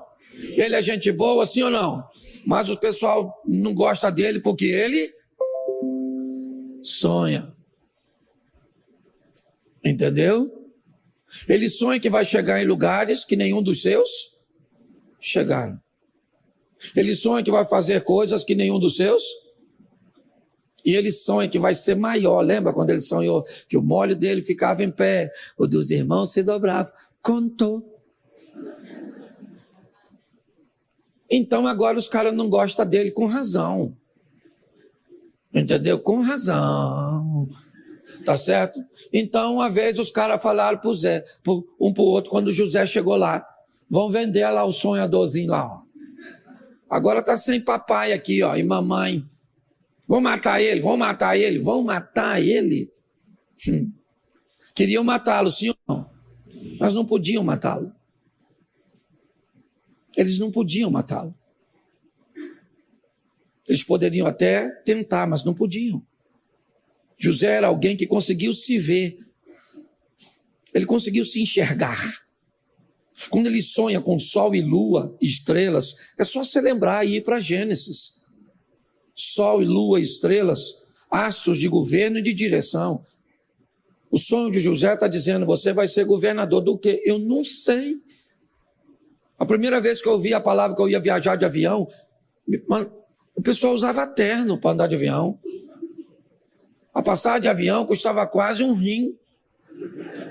Você lembra disso? Eu não tinha nenhuma bicicleta direito. Como é que? Porque tinha alguma coisa no meu futuro que eu não conseguia enxergar ainda. Então, é importante nós entendermos isso. Deus tem coisas para vocês e para mim que não depende dos nossos recursos. Ele tem recurso. Só precisa do nosso trabalho, da nossa dedicação e da nossa fé, da nossa fidelidade. Então sabe o que vai acontecer agora? Os irmãos vão vendê-lo. E agora José vai ter que aprender uma grande lição. Qual é? Lidar com trauma. De ser vendido por aqueles que deveriam protegê-lo. Pior que te matar é te vender. Pior que te matar é azedar seu coração, para que você tenha dificuldade a continuar. É deixar você pessimista, negativista, sabe? É fazer com que você não acredite mais. Tá, a senhora arrumou um namorado, 2 namorados, ficou noivo, não sei o quê, o noivo traiu, o outro te agrediu, o outro... Aí a senhora fala, sabe o que aconteceu comigo? Não quero mais saber de homem, tá? Homem é tudo igual. Esse dia uma moça falou isso comigo. Homem é tudo igual, pastor. Eu falei, a senhora tá rodada, hein? Conhece os homens tudo igual? Até eu olhei para ela e pensei, será que eu já peguei, não lembro? Homem tudo igual, vá que eu já tive no rolo. E não estou lembrado dos acontecimentos. Mas o que ela me descrevia era o quê? É que as tentativas dela frustrada azedaram seu coração. Cuidado para seu coração não ficar azedo por causa dessas coisas. E é muito mais forte quando é feita por gente que deveria te apoiar. José agora vai embora sem seu pai, sem sua mãe. Ele deixa agora o posto de filho predileto de uma casa para ser um escravo na mão de estranhos. E sabe o que é mais legal? Ele vai extrair o melhor dessa experiência negativa. Ele vai embora como um escravo, numa caravana de ismaelitas, em direção ao Egito. Quando ele chega lá, ele é vendido por escravo, na casa de um homem de confiança do faraó. Provavelmente num período em que os egípcios não eram governados pelos egípcios, mas sim pelos Ixos, um povo que desceu, certo, do sul da Ásia e trouxe consigo os cavalos que vemos nas histórias do Egito e nos filmes. Eles não são daquela região, eles foram trazidos lá de cima. Porque preste atenção, se você estudou um pouquinho, você sabe que dificilmente um faraó egípcio contrataria um estrangeiro para ser governador do Egito. Mas se esse faraó não fosse egípcio, seria muito melhor ter um governador que não fosse egípcio e sim estrangeiro também como ele. Pastor, o que você quer dizer com isso? Que o momento em que tudo isso aconteceu foi propício, porque Deus estava à frente de todas as coisas. É isso que é importante você entender. José está vivendo tudo isso. Ele é vendido, vai trabalhar na casa desse camarada. Na casa desse indivíduo, ele é um funcionário que se destaca. Ou melhor, ele é um escravo e não um funcionário. Ele não tem horas. Ele não tem o direito de se casar. Ele não tem o direito... Não, ele não tem direito a nada disso. Ele é um empregado, um funcionário, né? Na postura de escravo. Mas preste atenção, como é que ele se desenvolve nesse ambiente negativo? Porque José cresceu num ambiente negativo, então lidar com problemas é sua especialidade. É isso que ele faz. Você está entendendo? Cuidado com esse negócio.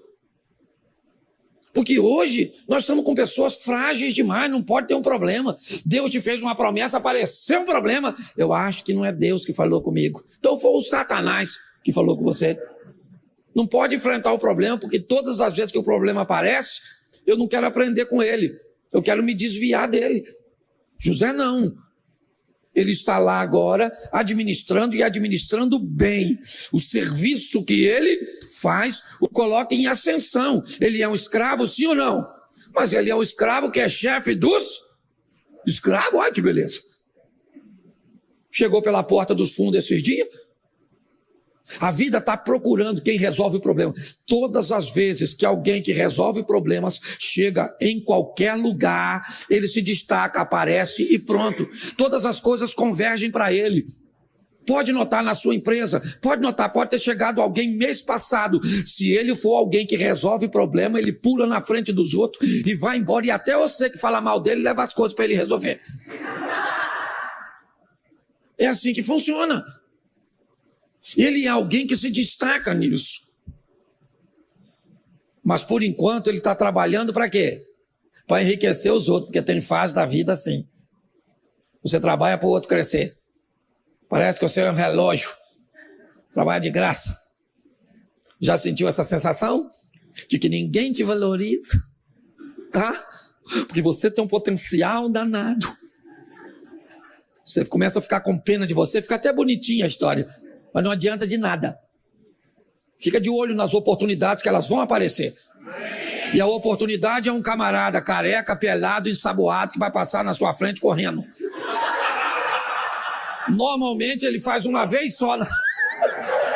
Ele só tem um feixezinho de cabelo aqui na testa. E você se vira para agarrar ele. Tá certo? Então olha só. Lá está ele. Trabalhando, o patrão está crescendo, tá assim ou não? Isso. Ele lida com tudo, mas não mexe em... É um cara honesto, sim ou não? Isso aí.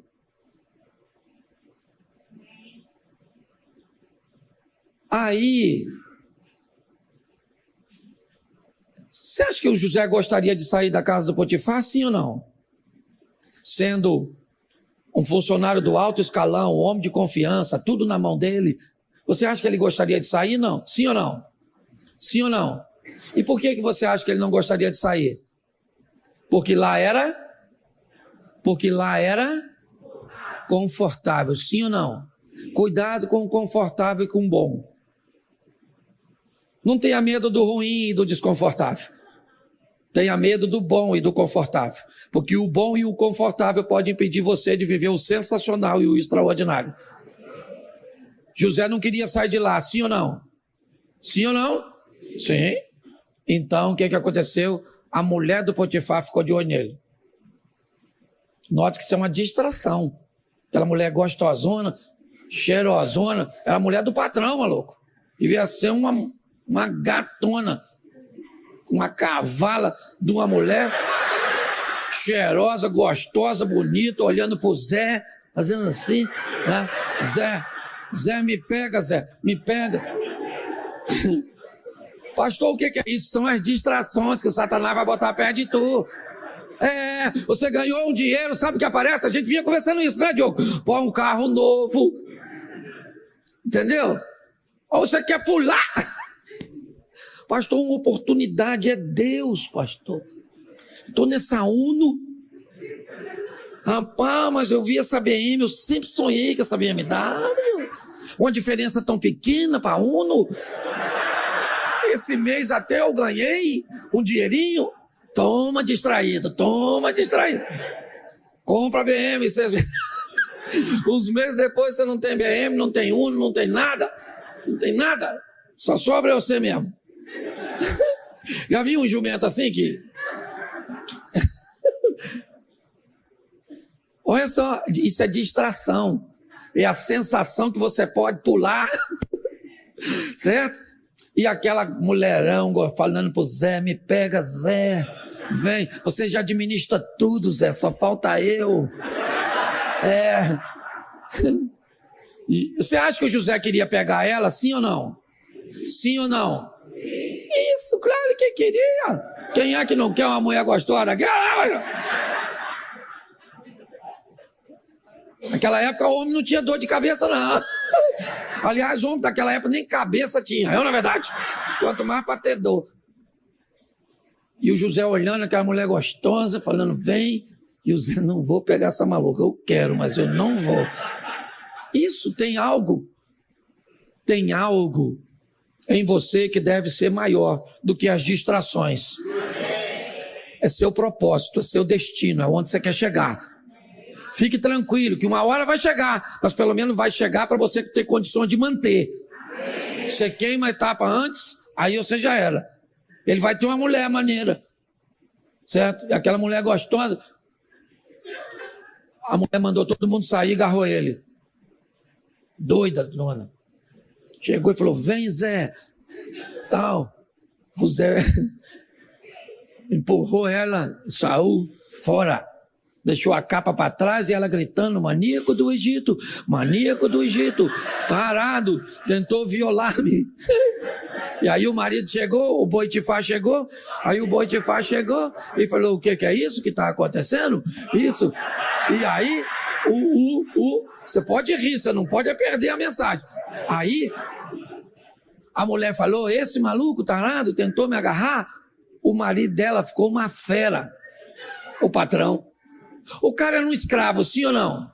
Sim ou não? E se o escravo agarra a mulher do patrão, o que vai acontecer com o escravo? Ele vai ser? Isso. Mas vão matar o Zé? Não mataram lá na cova. Vão matar agora. Mas o cara tem que dar uma satisfação para a sociedade. Então mandou prender um maníaco. Sabe o que eu acho legal? É que José poderia falar com o Potifar. O Potifar, chega aí. Pô, cara, nunca apanhei nada teu. Trabalho pra tu um tempão. Essa mulher tua assim, também não peguei não, mas não agarrei ela não. Pois você é doido, essa mulher tá me dando mole um tempão, não peguei porque não quis. Ele podia falar isso, sim ou não? Podia se defender. Não podia? Mas ele se defendeu? Porque ele não está cumprindo o seu propósito, está cumprindo o propósito de Deus. Se você está no caminho de Deus, você não precisa se defender. Deus vai te proteger e vai te honrar. O que você tem que saber é que você está no caminho certo. Ele está lá quietinho, foi para a prisão. Chegou na prisão, a primeira coisa que ele falou, sou inocente. O que os presidiários devem ter falado? Aqui todo mundo é inocente. Que ninguém fez nada, ninguém fez nada. Certo? E está lá. Mas na prisão, ele era um exemplo de prisioneiro. Um cara tranquilo, legal. Onde o cara chegava, o cara resolvia problema. Certo? E aí, então, ele se destacou como preso. Chefe do Comando Vermelho do Egito. Liderava a entrada do celular e todas aquelas coisas. E aquela coisa toda. Certo? E tudo direitinho, tá ele lá. Porque onde o cara ia, é isso que você quer. Não interessa. Olha, deixa eu te falar uma coisa. Não interessa. Se você der o melhor de você, não quebrar princípios, certo? E seguir o que Deus tem para você, onde você chegar, você vai se destacar. Não tem essa história. Pode ter a concorrência que tiver. Você pode ver. Agora o cara está lá, preso número 1. Qualquer coisa que tinha que falar, acontecer, já falou com o 01. Tinha que ir lá falar com... E ele está só, certo? Interpretou o sonho do copeiro, do padeiro, o padeiro morreu, depois você vai ler que eu não sou obrigado a ler tudo, eu estou com tempo aqui, e o copeiro voltou a servir. Quando o copeiro vai sair, o Zé falou, copeiro, chega aí, maluco. Tu vai lá servir na mesa do faraó, pô. Fala pro faraó lá, cara, que eu não agarrei a mulher do maluco lá, não, que eu sou gente boa, poxa. Fala pra ele, pô. O copeiro foi pra lá e esqueceu do Zé. Pô, como é que esquece de um cara igual o Zé? Dá pra esquecer? 3 dias. O copeiro não lembrou do Zé. Se o copeiro se lembra do José, o copeiro ia pedir o faraó para o José trabalhar com ele, sim ou não? Então José ia trabalhar onde? Onde? Na cozinha. Ele não estava voltando a servir? Então, o José ia ser ajudante de... Mas ele sonhou que seria... Pois é, você tem que descobrir. Se você está disposto a trocar tudo aquilo que Deus te prometeu por uma migalha que o seu futuro está te oferecendo. Cuidado com as suas escolhas. O copeiro esqueceu do Zé, e o Zé ficou preso. Sei lá, mas quase 2 anos. E aí o faraó sonhou. Aquele sonho do faraó maluco lá, com as vacas magrelas, canibal, que comia a vaca gorda, com as espigas que comia a outra. Não sei nem como é que espiga come outra, como é que espiga come outra. Fumou, foi um pedrão, aquele maluco. E aí aquela coisa toda, aquela conversa fiada toda, e tudo direitinho. O faraó falou, estou precisando de alguém que interpreta sonho. Aí o copeiro. Caraca, maluco, o Zé.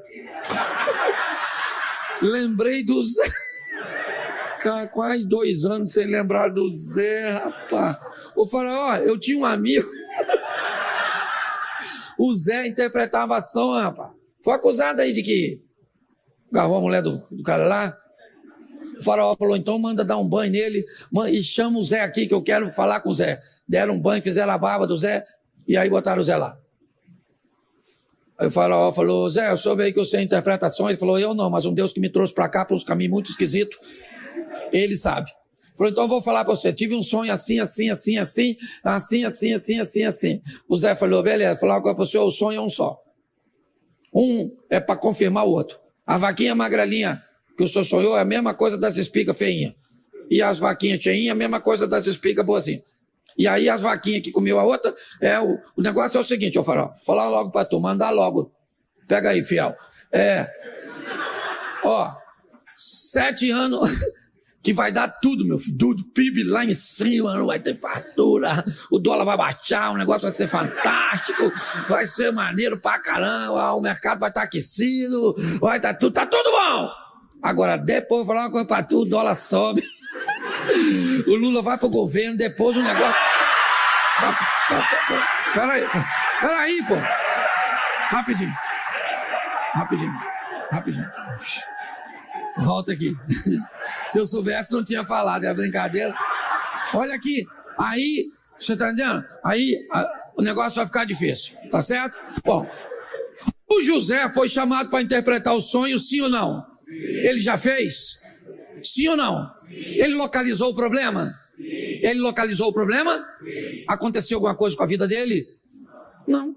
Porque quem localiza problema não recebe bônus. Mas assim que ele termina de dizer, ele diz, faraó, vou falar uma coisa para tu. Muda o sistema de plantio de forma que apenas 20% do consumido seja empregado no uso. Economiza 80%. Certo? Mude seu sistema de plantio, colheita, armazenamento e comércio. Durante 7 anos. Note que o cara chegou com a solução e não só mostrando o problema.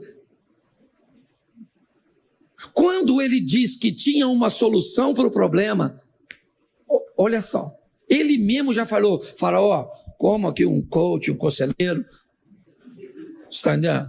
fazer meu pitch aqui. Vou logo falando para o senhor, arruma um homem. Um homem que seja capaz de resolver tudo isso e coloca ele na frente. O faraó, que não era otário, falou, quem melhor que o Zé? Ô Zé, você agora vai virar Zé Fanete Paneia. Esse negócio de Zé é coisa do passado, coisa de pobre. Você está entendendo? Coisa de cara que usa Corsa. Então, vambora, você agora é o Zé Fanete Paneia. Você é governador dessa jossa todas. O único que manda nessa parada, mais que tu, sou eu. Agora o Zé, meu filho, tá andando de Ferrari, aquele cavalão. O Zé tá morando em Alphaville. O Zé tá usando iPhone. O Zé, você tá entendendo. O Zé tá bonitão na fita. Sabe onde ele foi? Na casa do Potifar. Foi lá e falou, Potifar, chama o Potifar aí. Fala com ele que é Zé Fanete Paneia. O governador, isso, ex-escravo. Chama aquela maluca, aquela piriguete também, manda ela vir aqui. E aí ele fala pra ela assim, fala que eu te agarrei, maluca. Fala agora! Que eu te agarrei e você cala a boca, chifrudo. Não, na verdade. Ele foi fazer isso, sim ou não? Porque quando a vida te der vitória, não perca tempo com vingança. Não vença para esfregar nada na cara de ninguém. Você tem que vencer para que o nome de Deus seja glorificado através da sua. Sabe o que ele fez? Sabe o que ele fez? Comandou tudo, comprou as terras em volta do Egito toda. O Zé. O tempo passou, quem é que veio fazer compra no supermercado do Egito? Os irmãozinhos. Com aquela carinha de fuinha, aquela sacolinha.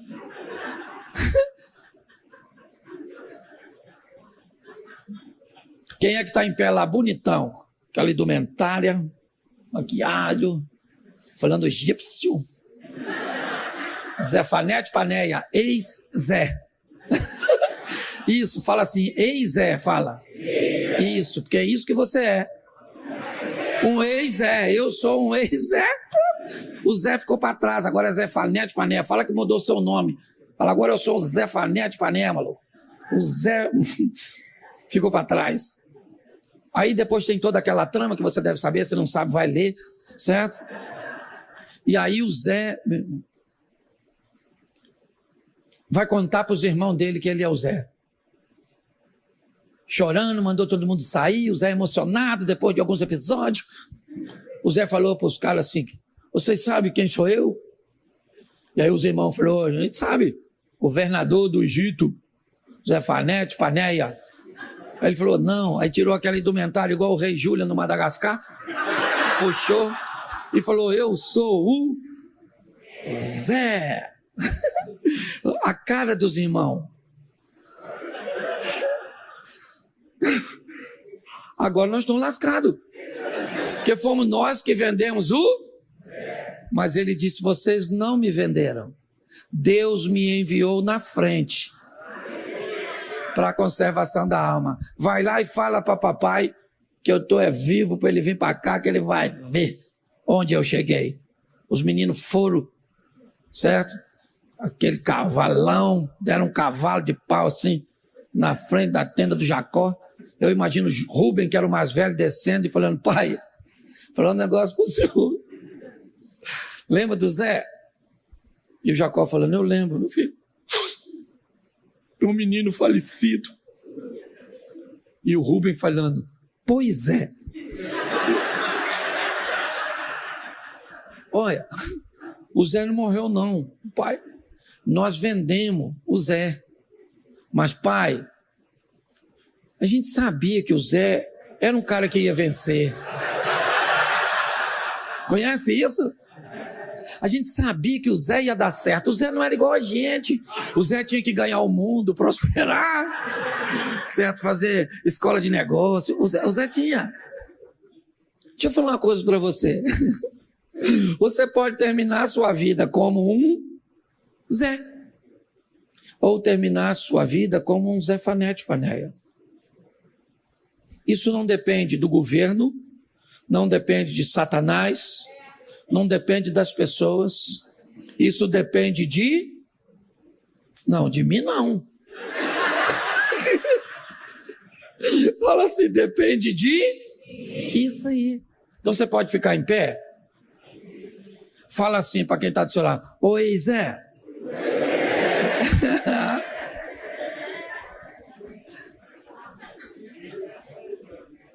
Bom, eu vou te dar um conselho. Faça a sua inscrição.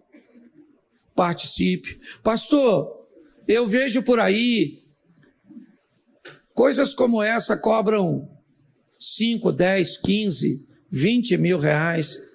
Será que não é tão barato que eu acho que o conteúdo não é bom? Deixa eu falar para você. Esse trabalho não é um trabalho que visa diretamente dinheiro. Ele visa o crescimento. O conteúdo é extraordinário. Eu falo isso lá na nossa igreja. Quando a turma vai fazer, eu falo. Então participe, inscreva-se. É lógico que eu não vou ser... Posso falar, pastor? Posso, né? Eu estou com o microfone mesmo. É lógico que a igreja está de olho no seu dinheiro, mas no dinheiro que você ainda não ganhou. A igreja quer que você fique rico para que você invista na obra de Deus. Então não é por... Você está entendendo?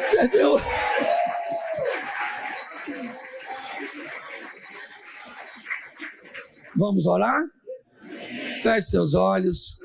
Pai, muito obrigado por essa noite, por esses momentos, por cada CPF, por cada CNPJ, por cada sonho, ó Deus. Muito obrigado por esse veio de empreendedores que o Senhor colocou em cada um dos teus filhos. O tamanho, só o Senhor. E eles, o Senhor, me parece que no percurso, pode transformar um gato no leão. Alguém que pode começar pequeno, mas ser um dia muito grande. Abençoa a cada um dos teus filhos, a cada empresa, a cada colaborador. Te dou graças por esse trabalho, por tudo aquilo que ele tem feito e por todas as esperanças e expectativas reais que eles têm proposto para cada indivíduo. Te dou graças por tudo, pelo poder do nome de Jesus. Você pode dizer amém? Amém. Aplauda o Senhor, pastor.